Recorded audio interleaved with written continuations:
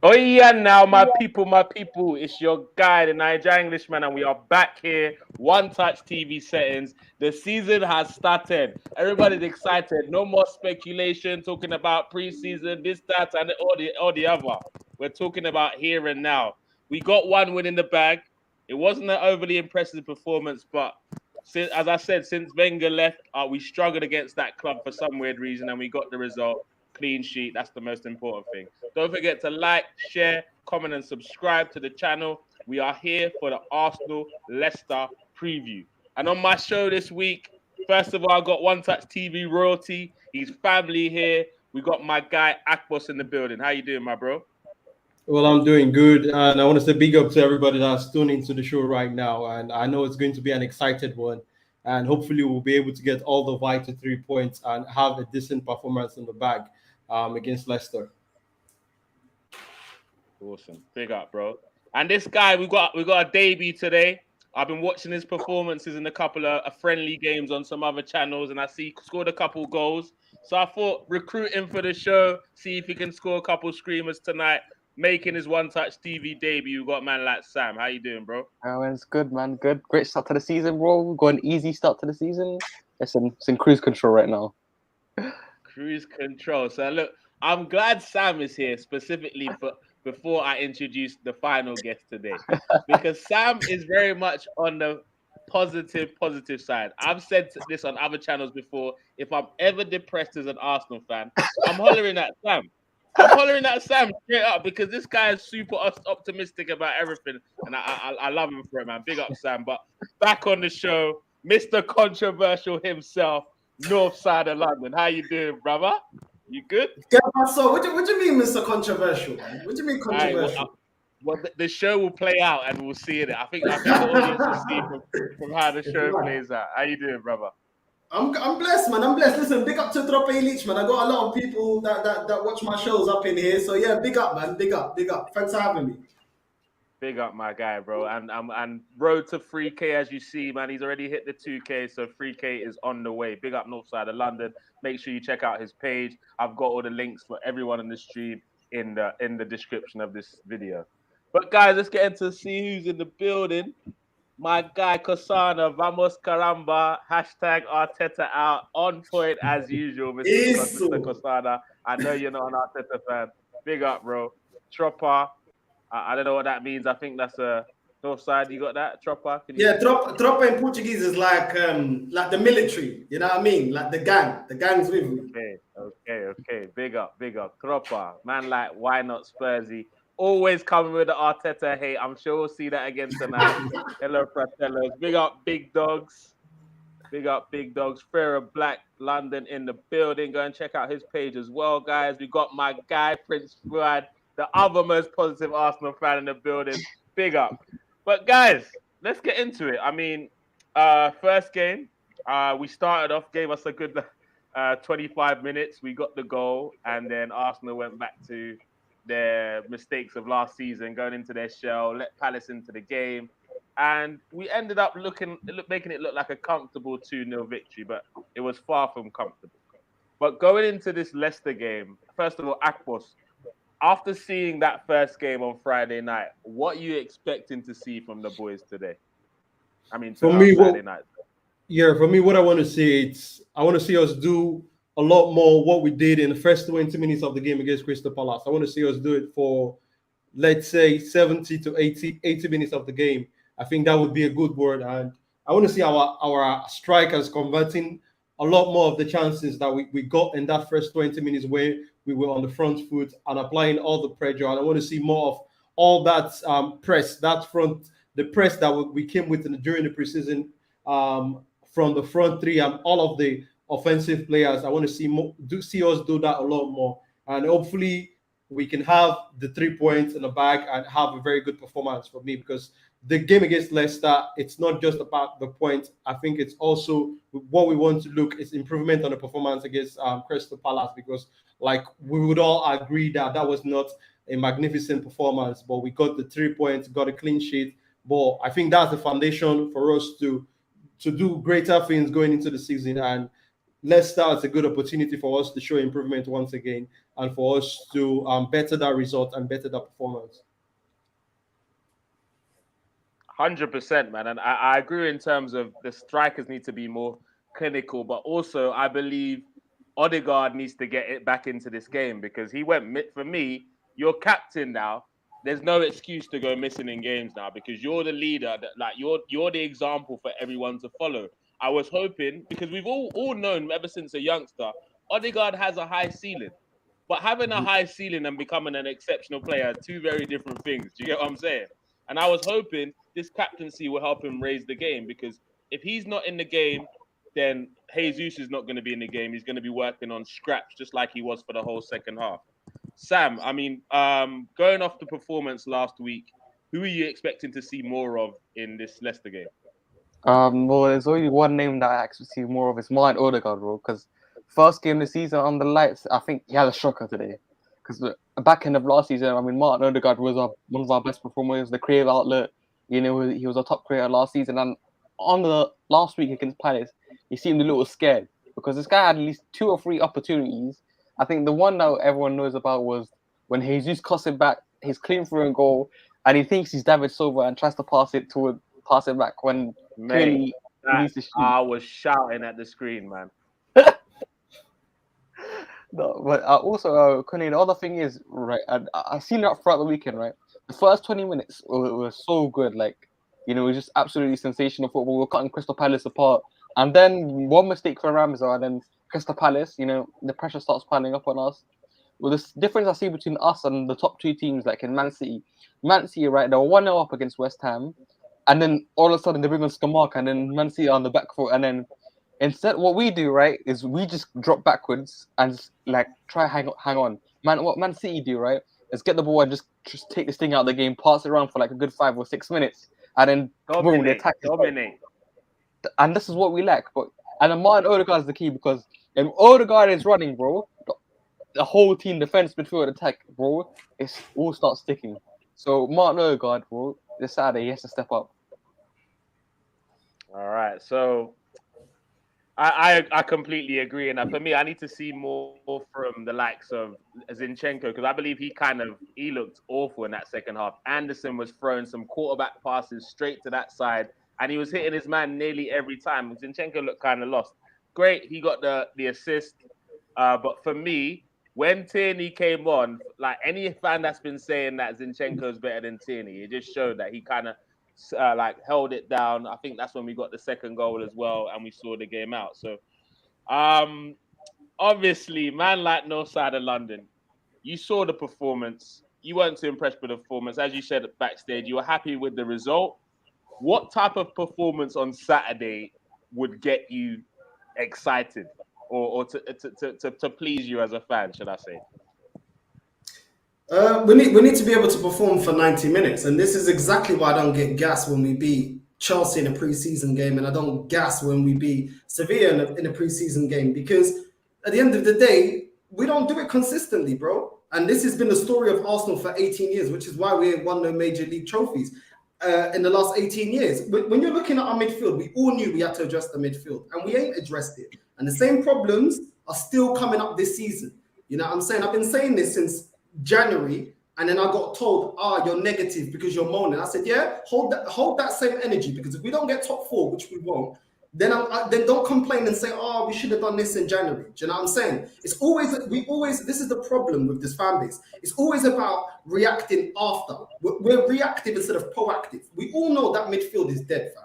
You know what I'm saying? Partey, he's decent, but he's always getting injured. You've got Xhaka, we already know he's a calamity, and the documentary is re-highlighting and refreshing everyone's brain exactly why this guy ain't good enough. Odegaard, I've been saying it last season. I told you, this guy, is Mr. Inconsistent. The guy looks great when the opposition open up at the back.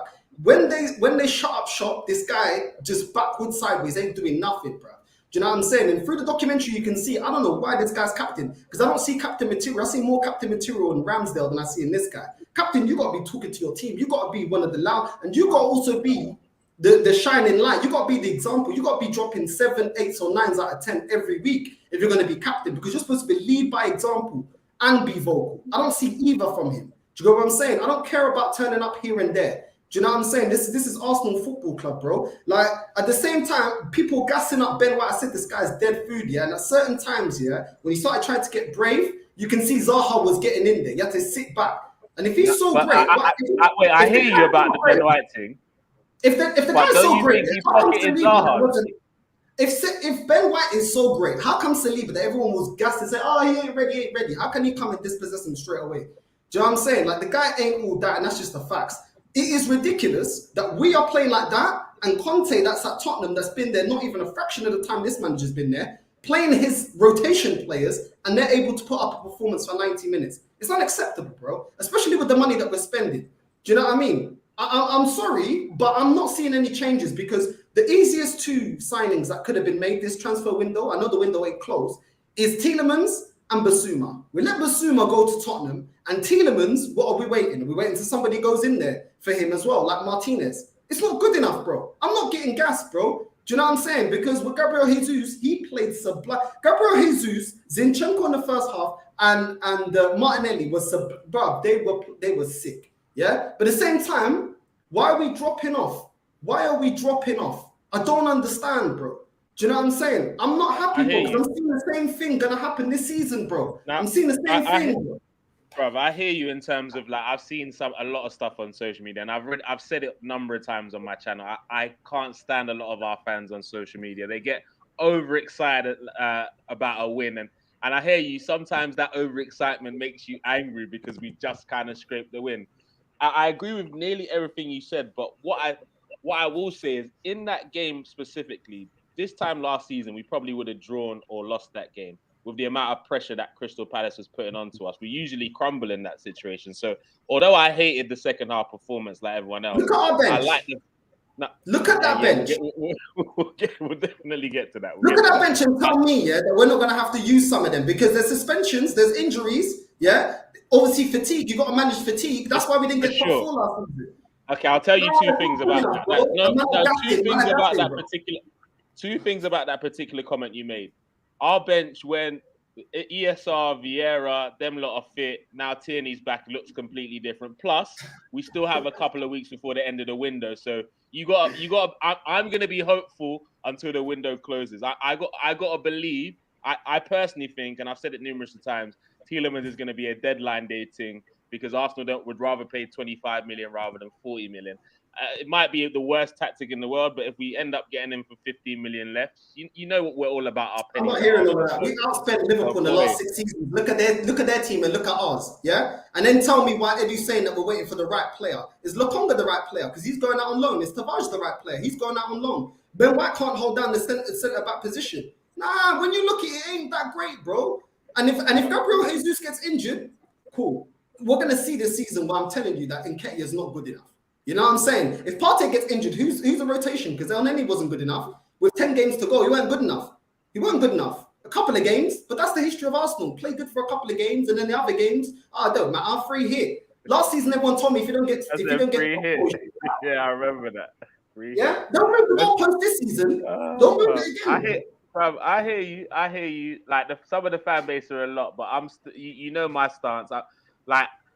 My issue with Arteta has never been with Arteta. It's always been with the board. The board made the decision. I think it was too big a job for him to take, but the fact that they chose him shows me the board picked the longer route than the quick fix. And for me, as Arteta as a manager, if you put him up against other managers that have been in a managerial position for 3 years, there's not many that are out doing what he's doing at Arsenal, like in terms of his level. So I judge him on the level he's at. I didn't expect him to get top 4 last season because I believe we were 2 players short. I expect him without any excuses, whether we don't even sign anyone for the rest of the window, he must get me top 4. I don't want to hear anything, because after this season, I have no excuses for my guy. Do you know what I'm saying? It's his team. He's had the money. He's been backed. No more excuses. All you Arteta boys as well. If he's not in that Champions League by finishing 4th, I'm not talking about finishing 8th and winning the Europa League, I'm talking about winning the Europa League and finishing 4th, or at the very least 5th at the Europa League. I can maybe accept, because we still get a European trophy. But he's got to get me a convincing Champions League. And if we do miss out on 4 and get 5th and win the Europa League, it has to be like on goal difference or 1 point or something. But we have to get Champions League football. Now, let me get into some of the comments before we continue. Step correct is funny. I'm not going to read that out though. As soon as we scored, we parked the bus. That's our tactics. And it seems like we reverted back to them stupid tactics of last season, not putting teams to bed. And they were there for the taking in that first half. Let's be fair. But as soon as Vieira changed the tactics, it was a different game. Vera Black says Odegaard will come alive in the home. Bruv, he's the captain. What do you mean he'll come alive in the home games? Is that what a captain should do? When he's supposed to be turning up away more than anything?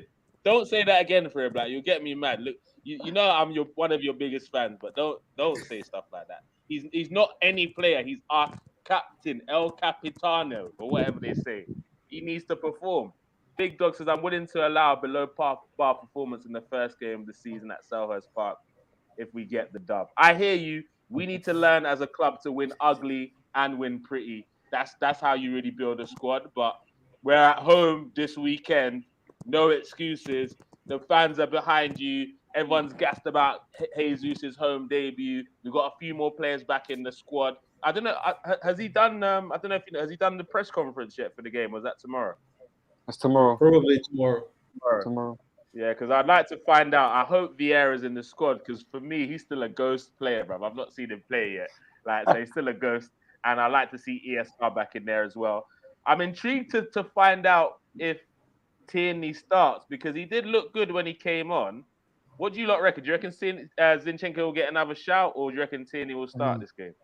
I think I'll go first. I think slowly Tierney because we don't want to rush him because this guy is so injury prone.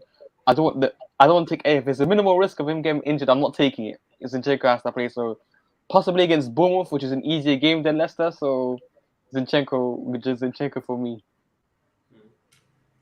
Okay.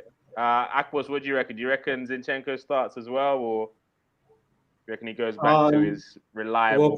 Well, for me, I will agree with Sam because we all know his injury records and all of that. So I think that's one we would want to manage a lot more and be very cautious with how so fast we are trying to integrate him with the team. Well, the fact that he did not play that much during the preseason game. So I totally agree with Sam. Zinchenko should keep his place for the time being, and let's see how fit Kieran Tierney can get. And I think it's a good one that we're having a discussion like this when we have two players who are good fighting for starting place in one particular position. I think that's what we want to see across every position in the pitch, where we have at least two very good quality players fighting and pushing the team. I think at the end of the day, the team will benefit so much from having this competition in places among the players. So that's what I think about that.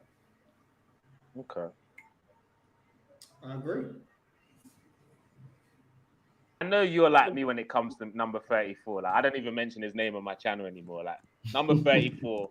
He's like, although he had a great, he had arguably his best season in the club last season. For me, that's still not good enough for what we expected. He still had his best year. He's in terms of someone said the best ability is availability, and let's be honest, number 34 is always available, but especially in that second half. I don't know if you were like me. Actually, I know you were like me. We were screaming out for someone different to Granit Xhaka to come and take his place as a substitute. Would you be opposed to starting Zinchenko alongside Partey for that game against Leicester, Northside? Or do we just keep number 34? Nah, just play. I agree with the boys. I think you start Zinchenko on the left, put Elneny in there, and just get rid of Granit Xhaka as soon as possible, man. This guy shouldn't even be considered a rotation, bro. This is what I'm saying. You know what's mad as well, yeah, Nigeria? Elneny, swear. Yeah, I'd put him over Xhaka, yeah. Because at least, listen, at least my guy ain't going to get sent off or do nothing stupid. The guy knows his limitations. He ain't great. I would get rid of him. But since we re-signed him, you already know. It's like Nketiah. They're going to be backups. They're staying. But I'd get rid of him. But I'd play him over Granit Xhaka. Because Granit Xhaka is always, every time he gets outrun, he's going to pull a shirt, two-footed tackle. He just does dumb stuff. And this is why he's always in interviews trying to justify himself, saying that, you know, the fans are against him. And bro, there's no accountability from that guy. Do you know what I'm saying? At the end of the day, you're the one on the pitch. You know what I mean? The criticism doesn't come from nowhere. Do you know what I mean? So yeah, especially the way that we're playing, we're not looking like we're being able to be consistent for 90 minutes. Just put El Neni in there. Just play El Neni. Or I mean, if Fabio Vieira is back, he can play. You can play on the pivot with Partey as well. If he's fit, I'm not sure if he's fit. I heard he's back in training, he's but fit enough to start anyway. Yeah, so if he's fit enough to start, cool. But you know, that's another one, man. Like I don't know no one that watches Portuguese football unless you're Portuguese. You know what I'm saying? Like myself, and even I don't even watch every game. Do you know what I'm saying? I'm just keeping it real. Do you know what I mean? I just watch my Portuguese side of Benfica, but all of a sudden, everyone's an expert in the Portuguese league. No one knows how good. No one knows how good Fabio Vieira is, bruv. Like people in this country know of the French league. The Portuguese league is weaker than the French league, and no one even watches the French league. They watch PSG highlights. So, and listen, let's just calm down. Yeah, he got good stats in a league that no one rates. So let's just see what he does in it. For me, what I'd say, yeah, listen, the recent Portuguese products that have come to the Premier League have beaten the Bundesliga ones. You know, look at Luis Diaz, you look at Diego Jota, you look at Bruno Fernandes. They've been better than the likes of Werner Havertz and other Bundesliga players that have come into the Premier League. I think they've adapted really well. So I mean, going off that, that's true. I never heard of. But when he first bust on the scene, Man United fans were calling him the return of Eric Cantona on that. Obviously, I didn't agree, but he started off well, Bruno. And if you look at the list of Portuguese players to come into the league, they've pretty much adapted quite quickly. If you look at the Neveses, the Moutinhos, there's a couple. What's his name? Neto, Jota. Yeah, there's a lot of them. So I agree with you. A lot of Arsenal fans love to pretend they're experts on a league that they don't watch for real. Like I don't like to do that. What I've done. None of the Portuguese players that you mentioned are world class. And I'm not even saying this guy's dead, but I'm just saying the overgassing on players you've never seen play for 90 minutes is crazy. Do you know what I'm saying? Like for me, I ain't calling him trash, and I ain't calling him lit. Like at the end of the day, all the players that Neto, he's all right. You know what I'm saying? Neves, he's all right. Silva. One out of how many you've just mentioned. And all of them play for my national team. So I see them in the Prem and I see them play for my national team. You know what I mean? Bruno Fernandes, as a footballer, he's shocking, bro. He's only good as the last man in the box. Everything else, he ain't got a touch. He's not very good at passing. Like, he's shocking, bro. He's not great. And Neto's all right. He's got a high ceiling. Cool, but he's not world-class at the moment. He's better than all right. He's definitely not world-class. I agree. But he's better than all right, for sure, man. Come on. Don't do that. I'm just not on overgassing, bro. Like, I'm just not on overgassing. Yeah, I'm with you. I'm with you on that. And guys, Kasana's right. Only 9 likes. There's as much as 25 of you in the building at one point. So smash the like button, everyone. Don't forget, share to your friends. It's free. Smash the like and share. Subscribe as well if you haven't already. Let's get into some of the comments. I'm looking forward to Partey versus Ndidi matchup for sure. I'm definitely looking forward to that. We didn't get a chance to see that last season because Ndidi was injured, I do believe. But it'll be nice to see the Battle of Africa again, the West African battle. So who knows? Ndidi might be a little bit upset because the match he missed for his national team, Partey dominated for his national team and took them to the World Cup. So there might be some hidden agendas there in that little matchup. Big Dog says there's 5 subs now, Niger. Tierney and Zinchenko will both play. However, only one will start. I definitely agree. I think further on in the season, we're going to see Zinchenko get a few more chances in the midfield, I do believe. And Tierney's going to be back at left back. Prince Rad, yeah, I know you're always here to have my back. Big up, Prince Rad.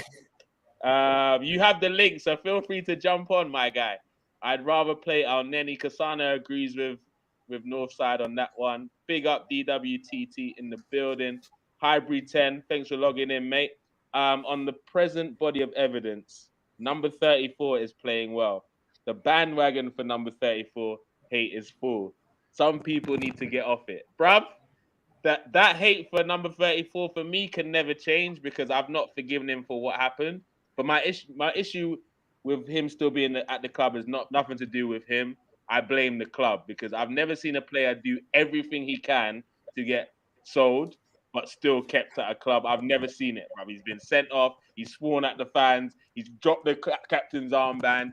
He's given up when we needed him to come through. He gives penalties when he should. Like, I've never seen it in the history of football a player try so hard to get sold. He was twerking for Mourinho as well, and he's still at our club.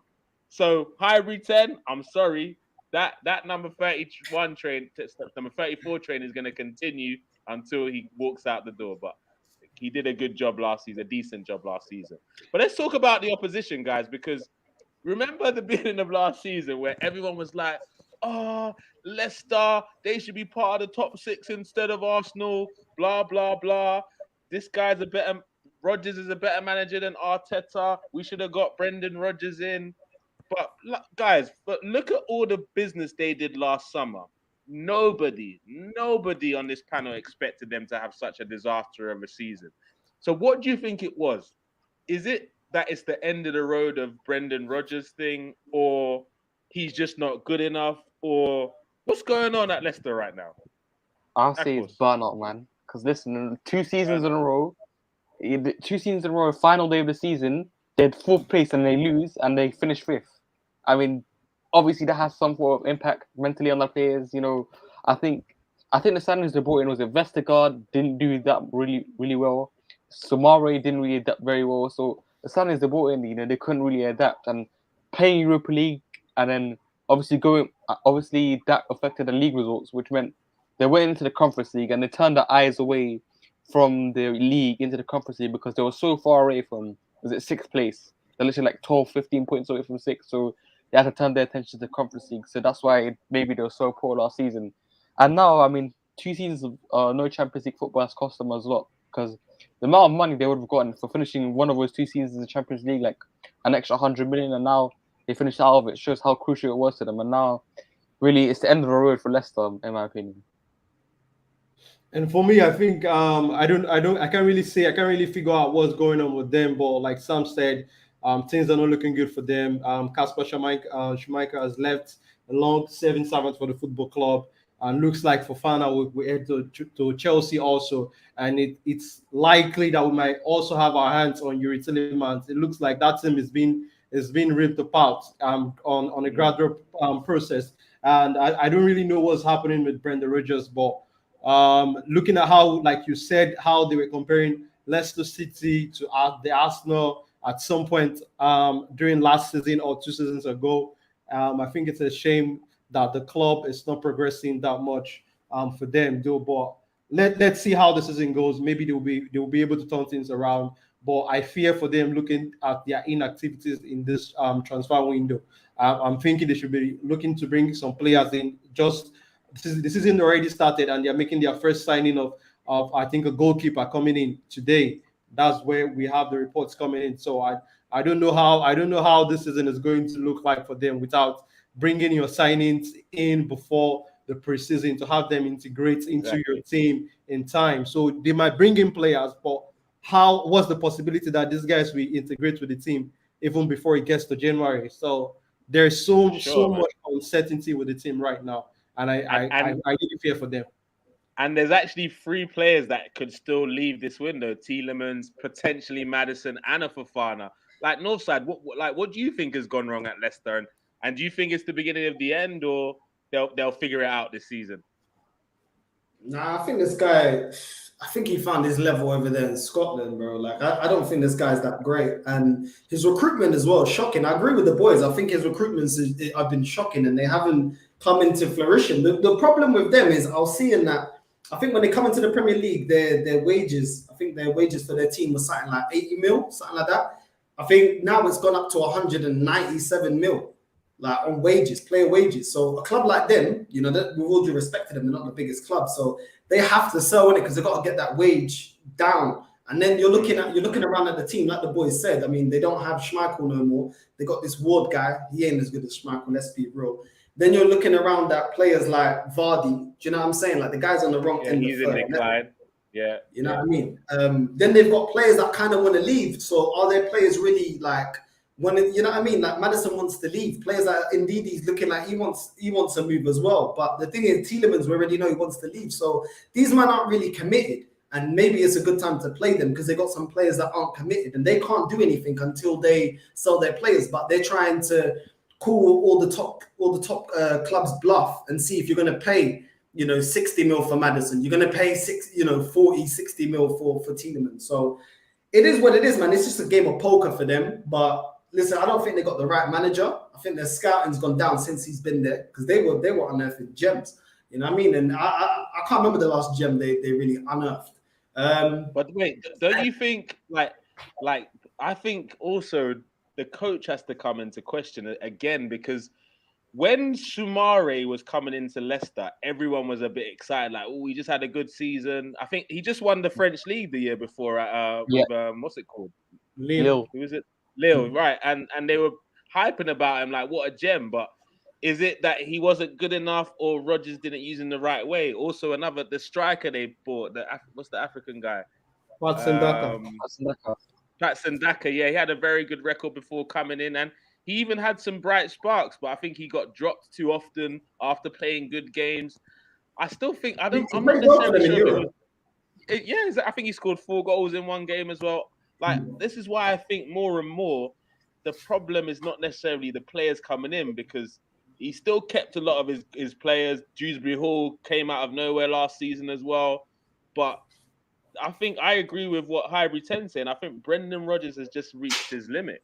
He's a typical, slightly above average British manager. Remember, he had the chance to win the league at Liverpool, yet he still flopped at the end. And that's very, very true. He always gets a team to one point, and then he crumbles. I mean, look at what he did. I think with Swansea, he won them a League Cup at Swansea, which is very, very impressive. No, then he couldn't take them to the next. It was Laudrup when I won it. He left even before they won one. Oh, are you sure? Swear down. Yeah, it wasn't even him. Oh yeah. My gosh. Sorry, Brendan. I'm giving you props that you don't deserve. Sorry, but you see that he couldn't finish the job there. He went to Liverpool. He got so close, like one season, and then he completely capitulated. He went to Celtic, he went unbeaten, or what's it called, or something, won the treble. Like, I mean, let's not. It's just, but you know, for me, it's just like Ten Hag's trophies. But let's not get into that, innit? Before I trigger. I know, you know what it was, right? Right after they sold Suarez and they finished second, it's the recruitment as well. They spent £100 million on Markovic, Ricky Lambert, Balotelli, and now Leicester back-to-back 5th place finishes. They're bringing Vestergaard, Soumare, and Daka, who've been disappointing. So it's been the inability to replace top-level players at Leicester. Mate, peak. Listen, the same kind of things happen at Arsenal, man. Like, I remember when we could get little players like Haleb, Cazorla, you know what I mean? And now you're looking at recruitment, it's looking hella iffy right now. That 150 that we spent, apart from Ramsdale, everyone else is looking hella question mark. You know what I mean? So there was a decline. You still have an issue with Tomiyasu, innit? You still have an issue with Tomiyasu, innit? He's average, bro. He's average. Bro, if he's not average, how come most Arsenal fans were saying, "Oh, we need another right back"? If he's so solid, we don't need one, because we can. If he's so good, we need cover, innit? We need cover. That's why we need cover. Cedric's not the right cover. About Tomiyasu, I don't really agree that it's average, though. I think it's his availability that's the problem with Tommy. Yeah, that's Tom my is a very good. He's a very good footballer. Because what's the definition of him being a great footballer? I didn't say great. I said he's a very good footballer. Okay, why do you say he's a great footballer? Let me say why I said he's a very good footballer is the fact that I've watched him play in the Italian Serie A, and when he came to the Arsenal, we've seen glimpses of what he could do if he's stayed fit, if he's available. And also his ability to integrate, his ability to understand in playing different positions. Tomiyasu can play very, very good as playing as a centre back, can play as a left back also. We've seen him play as a left back once when we played. I can't remember the team we played last season. We saw him play that position left back once, but I can't remember. His ability to understand these different positions, for me, I think you have to be technically good for you to do that and play it at the level at which I've seen him play it. So, but I think the problem with Tommy is not his quality. I think it is availability. If he stays fit, we have a decent player there.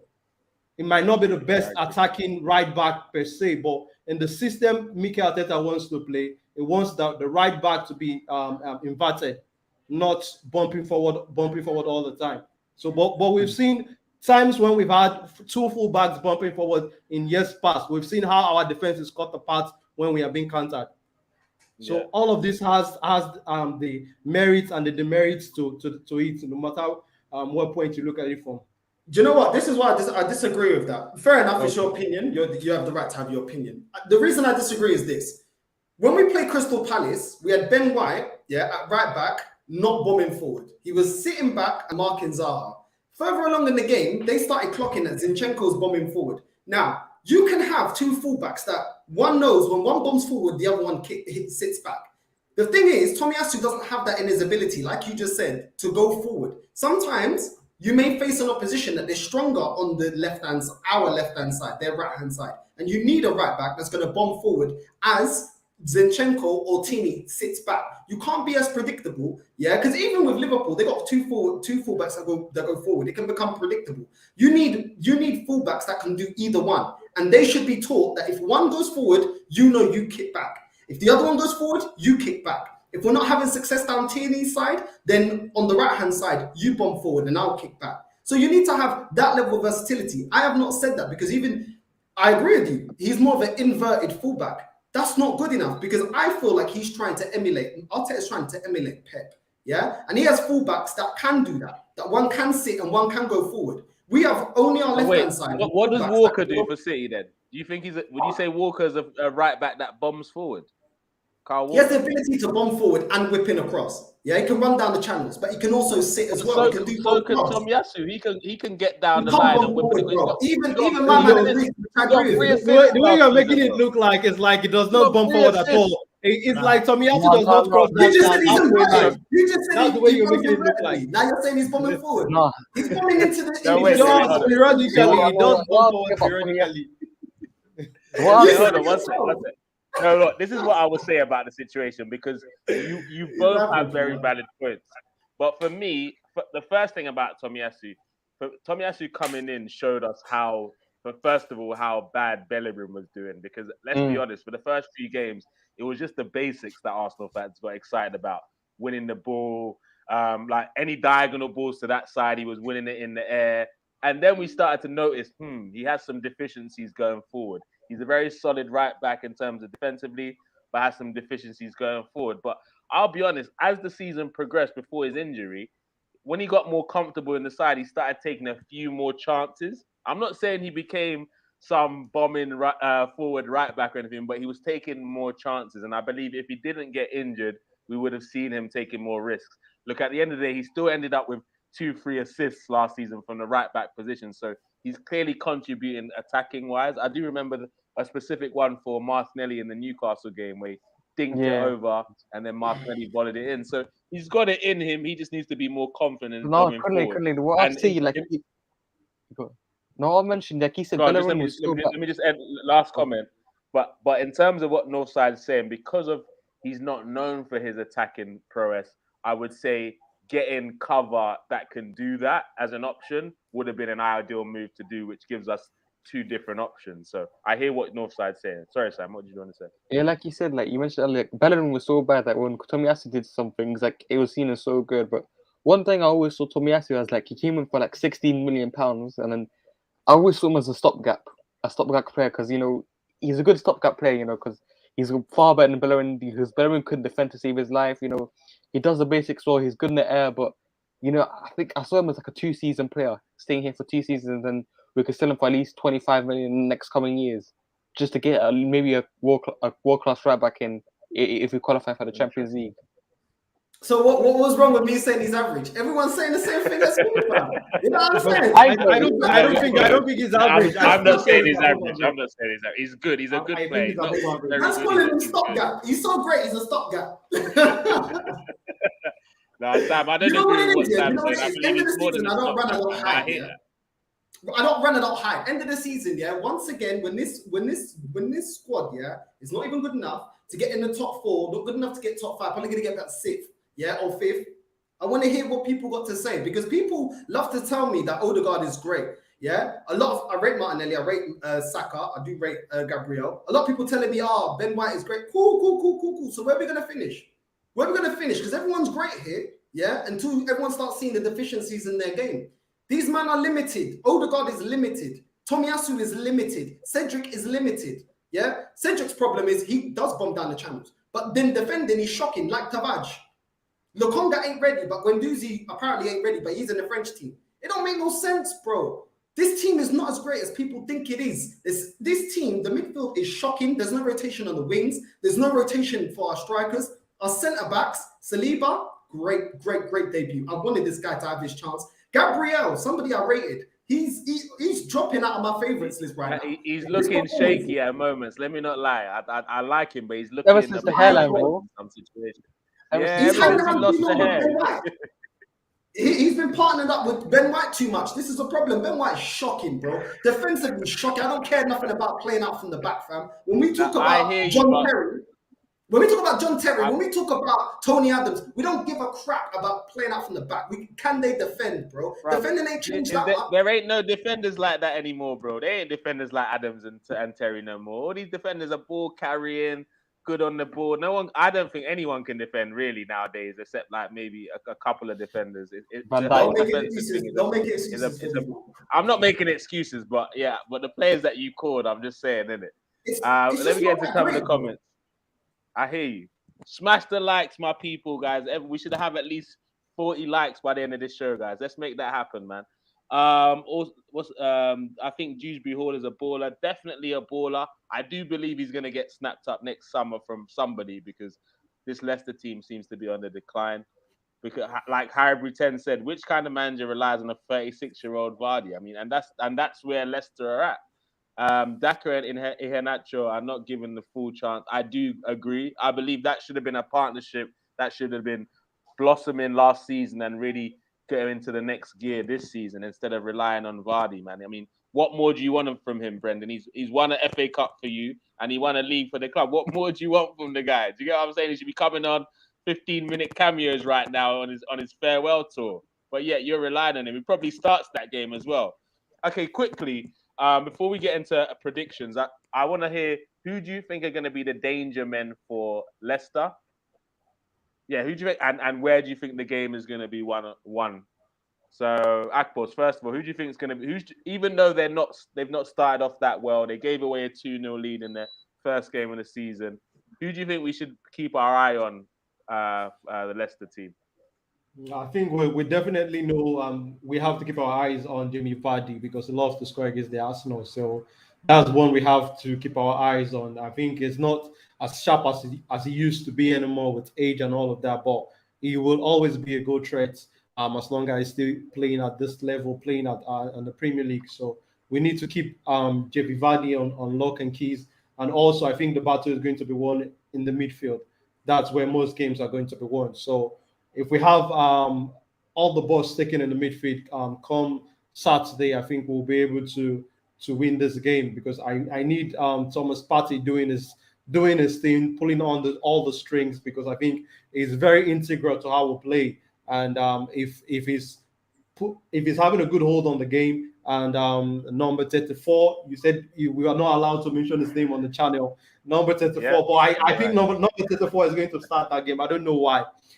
He's been receiving a lot of sticks and all that, but why is it that every manager that comes in keeps playing this guy? So I don't know why. I don't know what he does. I don't know what he does in the trainings. That's why he said he wants the fans to come see the training. So. Basically, what happens is every time a manager comes in, number 34 hires a secret agent to get some dirt on them. So I don't know how you do it, but he got to my country Angola, do some black magic, fam. Don't worry, quickly. Real talk, bro. Real talk. So, hey, why not Spursy as savage as usual? What Muppet relies on kids, 18, 19-year-olds, with no quality senior players? I know who he's referring to there. We don't need to have rocket science for that. Well, Aqua, sorry, you wanted to finish up, sorry. Yeah, so like I was saying, I think the game is going to be won in the midfield. And for me, this is a game where I want to see more of Martin Odegaard. I think it's very integral to how we play in the final third with this link-up play, with the front three players that we would potentially start in that game. Gabriel Martinelli, Gabriel Jesus, and Bukayo Saka. So I want to see Martin Odegaard getting in those spaces and linking up with our attacking three and getting the vital assist and maybe a goal also to calm the nerves of fans like Northside who are shouting for him to to have very good performances this season. So, but we hope it's going to be a good game, and I'm hoping that it's going to be a very good one from Martinelli also, and hopefully we get all vital 3 points and a very good performance in the back. 100%. Fear of Black London says Brendan's style of play is more exciting than Tet's. His team are very attack focused. I don't know, but I don't know if I agree with that because they look shocking last season, man. So I believe Brendan knows how to play an attacking style, but once his team gets found out, he doesn't know how to switch it up. No, man, he's just a palm like Graham Potter, bro. Palm like Graham Potter, that's what he is. So do you agree with Akpos in terms of the danger players for Leicester, Sam, or do you have anyone else in mind? I mean, there's only one player that really worries because I remember we were playing Leicester much, and this guy's been causing us a lot of problems, and it's Harvey Barnes. You know, I really like Harvey Barnes. He's a great player for Leicester. I mean, he's he's like 24, 23 years old, and listen, man, he was one of Leicester's best performers last season, but that isn't really saying much because Leicester were just, like you said, Leicester were poor last season. I mean, Jamie Vardy, I mean, yes, slow down, but every time this guy comes to the Emirates, this guy is always on smoke. I mean, I remember when it was a home season opener against Leicester, where this guy scored a brace. Yeah. Like he scored, I think, 7 goals against Arsenal now. I mean, it's just unbelievable. But I think he has slowed down with age now. So I mean, like he mentioned earlier, Kunle, the game is going to be won in the midfield. I mean, it's the battle in the midfield. Because I think defensively and attacking wise, we're a better team than Leicester. But midfield, like I said, is our Achilles heel. Because I'm on the channel, I'm gonna say number 34 and number 5. I ain't gonna say both their names. Number 34 and number 5, both on midfield. You know, because they don't really fill me with confidence. That's the only worry I have with our team going forward. But maybe the number 8 on Leicester's team is a good audition to the carpet, bro. I just want to see what happens. Maybe. Don't try too hard and try and get a winner or anything, my guy. But yeah, do your thing, innit? Do your thing. Big up man like Boots in the building. Brenny K74 says Northside's talking facts. Let us know in what particular you're talking about because it might not be for the whole show, Northside. Don't get too excited. There might be one particular point he agrees with you on, all right? Now, but who do you think are the danger men for Leicester in this game? Do you know what's funny, yeah?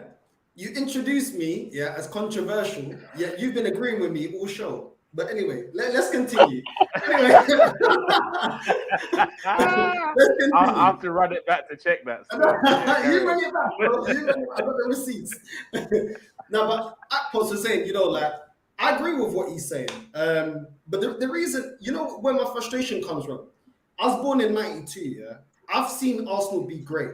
And for the last 18 years, this club has been mugging off the fans. And what is so sad is people younger than me that actually don't know no difference to this. And I get frustrated because I'm like, do you know how big do you know what this club was like when I grew up? And I get that, you know, I'm not even saying that we have the right, to be winning, but we should be contending, bro. Like we've seen Tottenham get to Champions League final. We're seeing Leicester winning the league. We're seeing all this stuff. Tottenham right now, and I compare them because they're supposed to be irrelevant. Most of my life, all my life, they've been irrelevant. But they got a better manager. They got a world-class striker ahead of us. They got Son that's borderline hitting world-class. He's a great player. They got a manager. They got a team. The way they're doing business, look at how they've tackled all the weaknesses in their squad. And look at us. We just got Zinchenko and Gabriel. The rest of them are all rotation. It's not good enough, man. And it saddens me because I love this club. My frustration comes from love. Like, I love Arsenal, but when I see so much everybody accepting the crap and year in, year out, it's the same thing, and we need to stick it on this club. I saw the fans get together, to protest against the Super League. Once that was done, before Newcastle got their ownership, we were getting mugged off. It was Newcastle and Arsenal fans getting mugged off. Why do we accept it? As a whole, why do we accept it? And people like me, people like Lee Gunner, you're negative. We're negative because we don't want to finish 5th. We're negative because we're not celebrating 8th. We're negative because we knew this manager ain't good enough. And when you look at the top 6, in Tuchel, Ten Hag, Klopp, all of that, everyone knows he's not good enough. Why is that negative? It's completely, that's where my frustration comes from. To be a winner is negative. I never hear Arsenal fans complaining that Barcelona fans are negative. They're £1 billion in debt. If Arsenal were £1 billion in debt, that would have been the excuse for 10 years. Do they call Real Madrid fans toxic? Do they call Bayern Munich fans toxic? Yeah? Do they call Chelsea fans toxic? All these fan bases have been the most successful in the last 10 years. While we're saying, yeah, trust the process. We had a youth project with Jack Wilshere. We had a youth project with Fabregas. And now we're having a youth project again. All 3 youth projects, when we had Kieran Gibbs and all them, Jenkinson, where did that get us? And people want me to be excited. Get this bum Arteta out the club. Go get a proper manager, bro. Because Conte, I'm telling you, is embarrassing this guy. It's just the facts. I wouldn't say that. Conte didn't embarrass this guy. He won. He qualified for Europe by 2 points, man, and against an unexperienced Arteta, as people keep telling me. So I hear your frustration, Northside. I agree. I'm frustrated. How many of his players were his players? Huh? How many of his players was his players? Because the excuse for Arteta is he needs all his players. How many of Conte's players was his players? Yeah. How come when Harry Kane's flirting to go away to go to Man City, yeah? How come he can get him back on side? But Aubameyang comes late twice because his mum was ill. Yeah? But all of a sudden, no, we got to get rid of you. Now you're dead. Now you're wait, hold on, wait a minute. Have you watched the last 2 episodes of All or Nothing? Did you watch the I have. How come they didn't get Aubameyang to say his bit? For me, I respect Arteta's decision getting rid of Aubameyang even more so after watching that, personally. And let me tell you why. Because I get it. Because look, at the end of the day, you keep it comparing him to Conte, who's been in management for like over 10 years, innit, and been in all different clubs. And he only beat my man by 2 points, you know. Of course, he's better at working with different groups of players because he's been all around the world and he's been a manager for 10 years. Of course, he's going to be able to do that. It's different. Arteta, unfortunately, our board picked a manager that's learning on the job. Am I mad with Arteta for that? No, I'm mad with the board. But if I supported the club like for you guys, like potentially you, Northside, I'd be angry throughout the course of the season. There'll be nothing to celebrate throughout the course of the season. And I'm not telling anyone how to support their football club. But for me, my owners showed me that we have a lack of ambition going with Arteta. But that's not Arteta's fault, personally. But from what I expect of the manager, I expected him. Oh, it's frozen. Last season. I expect him to season. If he doesn't, then he's not fulfilling his quota to what I expect from him as a manager. Do I think he's going to make us win the Champions League and the league? Personally, not. I'd love him to shut me up and actually do that. But I do believe he's the right guy for this group of people. And maybe in 2 years' time, if he's not able to get it done, we go for a more established man. I don't like what the owners have done, Northside, but I'm not going to be complaining about the manager. It's the owners I have an issue with. And what you said about the Newcastle fans, I don't want to trigger Arsenal fans on this channel, but let's be honest. London clubs, our fan base don't have the passion to see through a change of ownership. Let's be honest. We're too bougie. London clubs, we're too bougie with it. Like, we'll protest next week, innit? So for me, I'm not going to be shouting Cronkies out because they're not going to hear me all the way in Lagos saying it. So this is the path my club has taken, and I'm not trying to be depressed every week. So if we win on the weekend, regardless of where we're headed, I'm excited. Don't defend it then. That's all I'm saying. Like, I'm just using the logic that Arsenal fans, when they say, but you only finished 2 points. Nuno Espirito Santo had them sinking. He came in, for a couple of months and was able to pick this manager that's got all his players, spent almost £400 million, and all Arsenal fans say, no, you can't judge a manager until he has all his players. He only bought 2 players, bro. And he didn't even break the bank to bring them. And one of them's on loan. Do you get what I'm saying? So if Mikel Arteta is so great, this is what I'm saying. The logic doesn't work. You can't tell me that this manager is so great, but then a manager that comes in doesn't have all his players, doesn't have all this money to spend that Arteta needs to, before you can judge him. But everyone knows Conte is better. That ain't good enough because we could have went for Ancelotti. When this manager was here, I said, let's go for Ancelotti. Do you know what I got? He's dead. He's at Everton. He's dead. Yeah, he just won Champions League. Then I said, let's go for Conte. Drop this manager. No, you're talking rubbish. Nobody wants him. He's dead. Now look. You know what I mean? It's going to have to eat humble pie. Do you know what I mean? I get what you're saying, that it's the owners, and I agree with you. I agree that it's the owners. But then don't defend this manager to me, because you're already saying that this guy ain't good enough. I don't get people defending him to me. You already know he ain't good enough. So what's there to defend? He's good enough to get me top 4 and win the Europa League, bro. So if And top that's four the wasn't good target I'm enough under expecting Arsene this Wenger, season. why is it good enough now? No, hold on. If it wasn't good enough under Arsene Wenger, No, why is it look, good enough now? because we're in a completely different place to where we were under Wenger, bro. That's why. We're Look, 400 look, mil and down I'll the tell you hole, why. No, wait, hold on. and we're no better. I'll tell you why. Because the manage, if we went out and got like you said, if the owners went out and got us an Ancelotti, top four last season wouldn't be good enough. I'd expect by now Ancelotti being in the job for 3 years, same as Arteta, to be challenging because that's Ancelotti, isn't it? I would expect that, but they chose the long route with Arteta.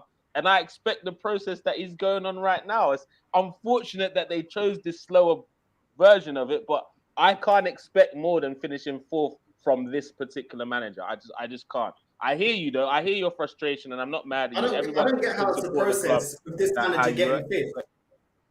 But when it's Unai Emery, get him out. When he got fifth, is get him out. When it's Arteta, Edu says, "Oh, we're halfway through the process." So what were we with Unai because Emery? Because Emery was brought in as a quick fix. He was supposed to be the experienced manager to get us fourth. Arteta wasn't. They said, you know what? Let's start again. Because this guy wasn't able to do the quick fix. Let's start again, which is why we're getting rid of so many players and starting again. I don't like it, bro.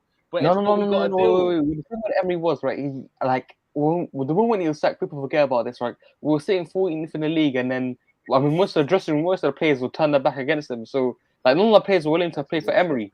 And they all said that they don't want to play for the guy. They all wanted him gone, and the club took the decision. We were sitting in 14th place. Don't forget, bro, we just 4-1 in Europa League final. We were 2-0 up. Like, the club was a toxic mess during that time, bro. Like, we lost. Like, game against Crystal Palace showed it so much, right? Like, people were calling out Emery's name. People were saying, chanting Emery out, Emery out. Even Aston Villa game, the Watford game, we were 2-up 2-2. I mean, like, I thought this Emery revisionism, like, it's a little bit far-fetched because he was doing a really bad job towards the end. Do you want me to explain it? All right, good. Let me explain it. With this manager, he needs all his players. Unai Emery was never backed in the players that he wanted, yeah? A lot of people told me that he inherited a dead team with dead wood, which I agree. But with that dead wood and players not on side, my guy was single-digit points off of getting top four, yeah? And got us to a European final since how long? With a team that's not even his, yeah? Got us to a final. What's this manager done? What has this manager done? When you look at Unai Emery, as much as he's not the guy, he didn't get the first team players that he wants. How many players has this manager got? And where's it got us? The same position that we was with Emery. £400 million down the drain for what? It doesn't make any sense. You can't use it as a beating stick for one manager and not for the other. If it doesn't matter what's the circumstances. If Unai Emery with a team that's dead wood that everyone's telling me that Arteta needed to change, Arteta's best is fifth. Well, how good was it with Emery? Because he had a deadwood team, couldn't speak English, and still got fifth and got to a European final. Arteta isn't good enough, bro. And I know that Unai Emery wasn't, but look at this guy. Look, you see with the Emery thing, and just so we can move just to close this Emery situation, what I would say about it is, unpopular opinion from maybe the fan base. I do believe if Emery gets Zaha over Pepe, Emery's still Arsenal manager right now, personally. I honestly believe that. If he got Zaha instead of Pepe, I personally believe he's still the manager of Arsenal now. But that's for another show because we'll end up on this show for like 2 hours. Let's get into some of the comments real quick, then we'll get into predictions because I do believe I was going to go into predicted lineups, but I'm pretty sure everyone agrees the same Crystal Palace lineup is going to be what's going to be chosen for Saturday, right? So let's get into some of the comments. Don't worry, Spurs will not be above us. Don't worry, bruv. Hybrid 10. I agree with you. I still see Spurs finishing fifth. I don't know why everyone's getting gassed about them, but people are getting gassed. Smash the likes, people. Smash the likes. We need to hit at least 40 before the end of the stream, guys. Yes, panel. Big up my guy Northside in the building. Like and subscribe, Karamba. Northside's got the whole YouTube shouting Karamba. I even caught myself shouting it earlier on today. Like I didn't know what came over me. Big up. You got to teach me a few more words as well, man. Hybrid 10, how can you say that when they are better than us in all aspects, not being rude, just curious? I disagree. He's talking about Spurs, big dogs. I disagree with the Spurs thing. I disagree with their transfer window has been spectacular. The only player that would get into our team that they've signed is Bissouma for me. So I don't know why everyone's getting so excited about them. Craig, I hear you, bro. How can you respect Arteta's decisions when he didn't even listen to Abba's side? It was a one-sided story. Do you know what? I hear what you're saying, but I also don't believe they showed us the full thing in the documentary. I expected to see a little bit more dialect from both of them. But I hear what you're saying, Hybrid 10, from the way it looks, Can I for say sure. something I funny? hear Like, that. why are Spurs fans warning about the game being postponed? Bro, they cut the 7-2 loss against Bayern. So I don't know why they're warning about our documentary, bro. Like, it's a little weird. Bro, you know what fans are like, man. It's a mad thing.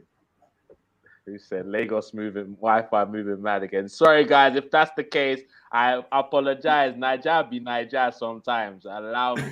Like, share, comment, and subscribe as well. Craig says, one touch. When Conte took over Tottenham, Arsenal were 9 points clear and we had 3 games in hand. Come on, bro. No, we were 6 points clear and we had 3 games in hand. Don't do that. But I hear you. I hear you. The way Arteta treated Abba was disgraceful. I disagree. Do you know what I would have liked? I would have liked them to go through the whole list of the file that he had on him. Man had a file on Aubameyang, so it wasn't just the late ones. He had a file, bro. Like, how do you say when you're calling it a file? It's not no joke matter, bro. Especially as a captain. My issue with I won't lie. The biggest issue I have with the Aubameyang situation is Arteta kept him as a captain. For the personality he was, I don't believe captain is the position for him. He should have just focused on scoring goals. I believe that was a mistake on Arteta's part for sure. So if your mom caught malaria, you wouldn't go.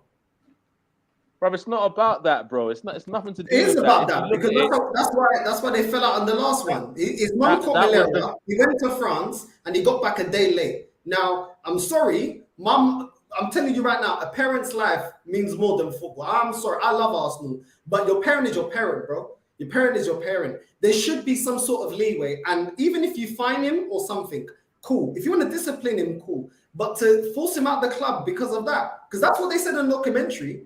That's what they were talking about. They didn't mention anything else. Bro, don't you remember the call when Edu and I'm sorry, that's disgusting. That's not classy.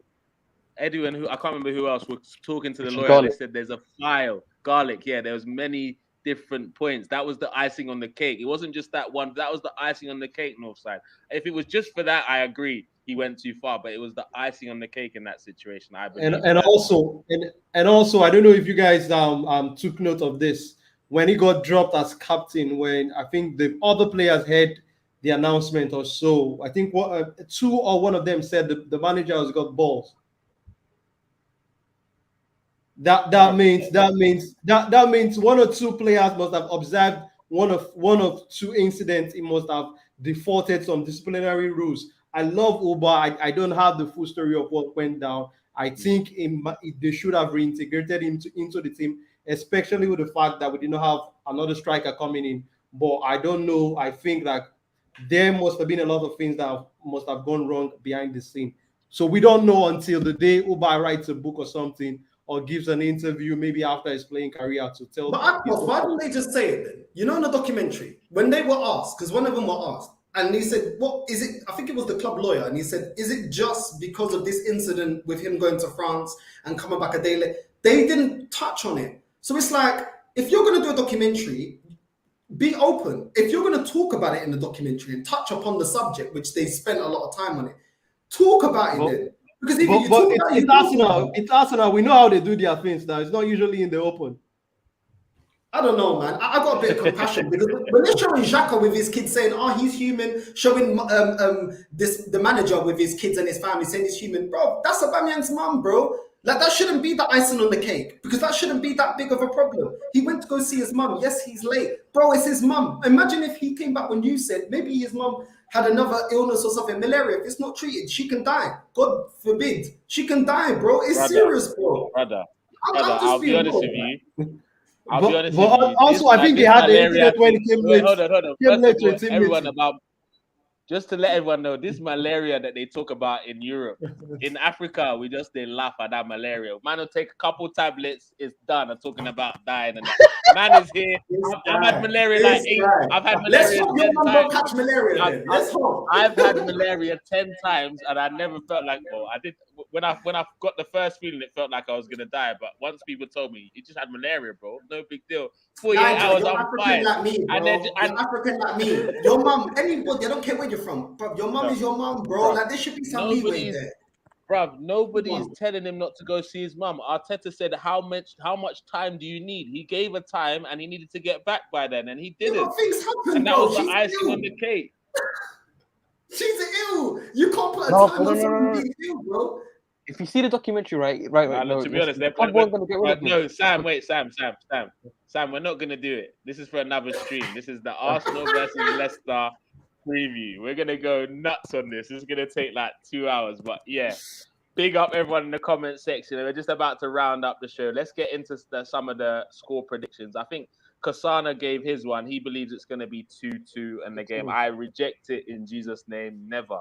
2-2 for where? For why? Are you crazy? Yeah, I'm mad. Big up Kasana, though. So first of all, Akbus, what you saying? First home game. Jesus, home debut. What you saying? What's the scoreline prediction? Well, my head is saying 3-1 to the Arsenal, but I would love Ramsdale to have another clean sheet. I would want to prefer to go for a 2-0 victory. 2-0 victory. Do you see a goal for Jesus as well? Definitely, he needs to score one for the home crowd. For sure. Sam, what you said? Sam has got the shirt on his back, so definitely.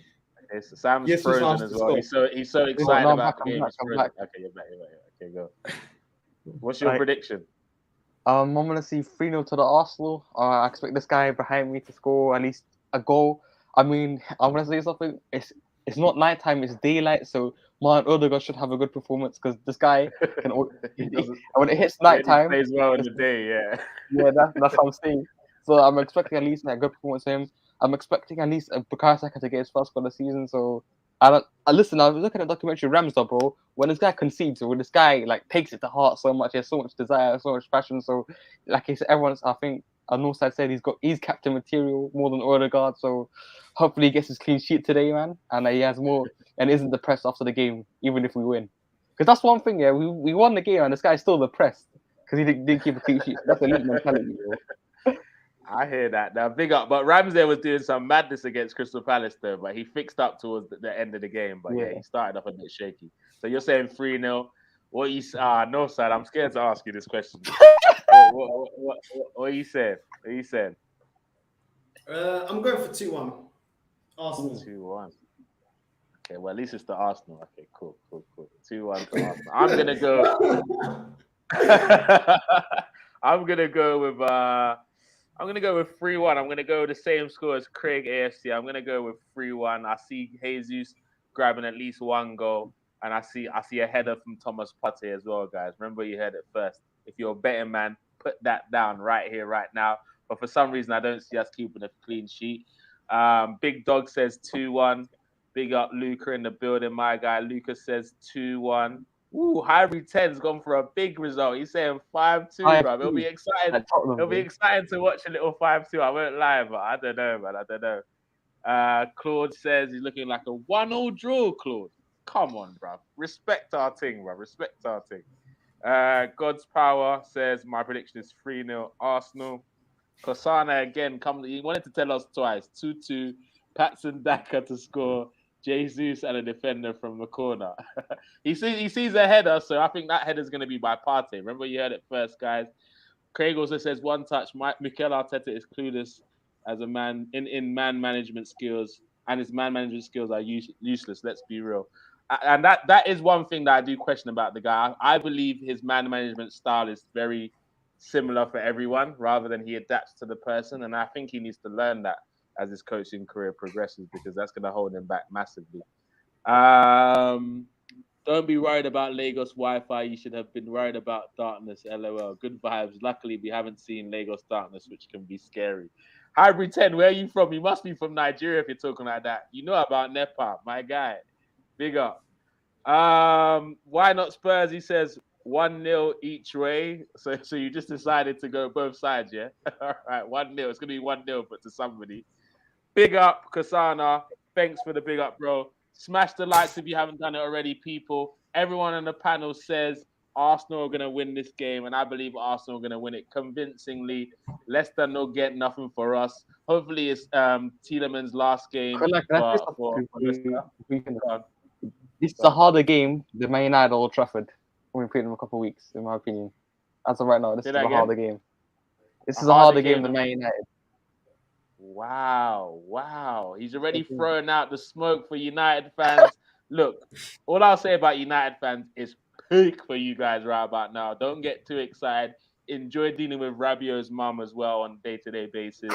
And I can't see you finishing higher than 6 this season. Big up everyone in the comment section. Thanks everyone for watching. Smash the like, share the video, whether you're watching now or watching later. Go and follow all the socials of the illustrious panel. Big up Akbos, big up Sam, and big up North Side of London. And big up all the Gooners. And hopefully for our first home game, we go and represent the right way.